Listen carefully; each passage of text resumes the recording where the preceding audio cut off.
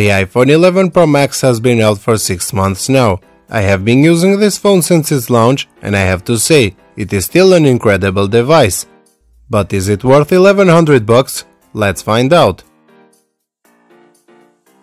Starting with the build quality, the iPhone 11 Pro Max still manages to stand out. It is made of glass in front and back like all the competition, but what makes it look and feel very premium is the stainless steel frame.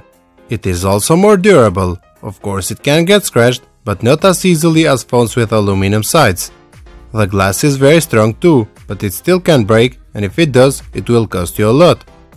The iPhone 11 Pro Max is also IP68 water and dust resistant.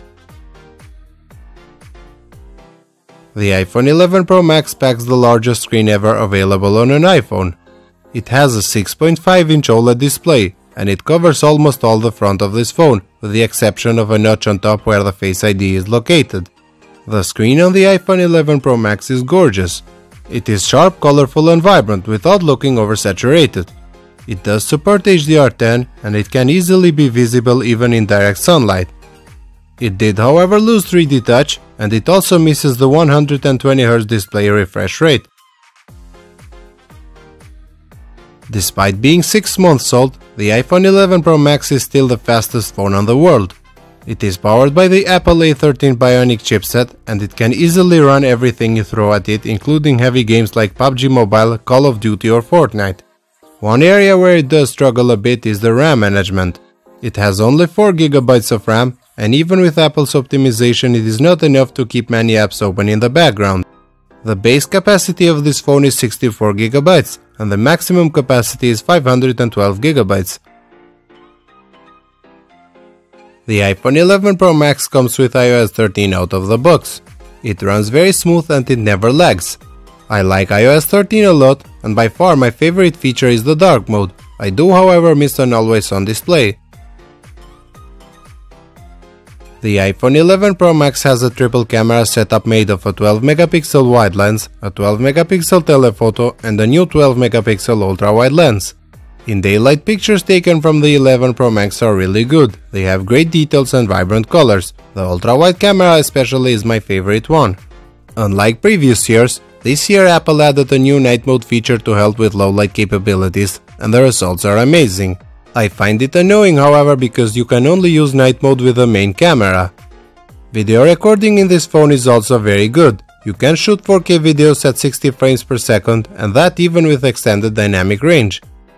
In the front we do have also a new 12-megapixel sensor. Pictures taken in daylight are sharp and colors are on point. You can't use night mode however, and the results are disappointing in low light. Just like the rear cameras, you can shoot 4K videos with the front camera too. Take a look at these samples I've taken with the iPhone 11 Pro Max.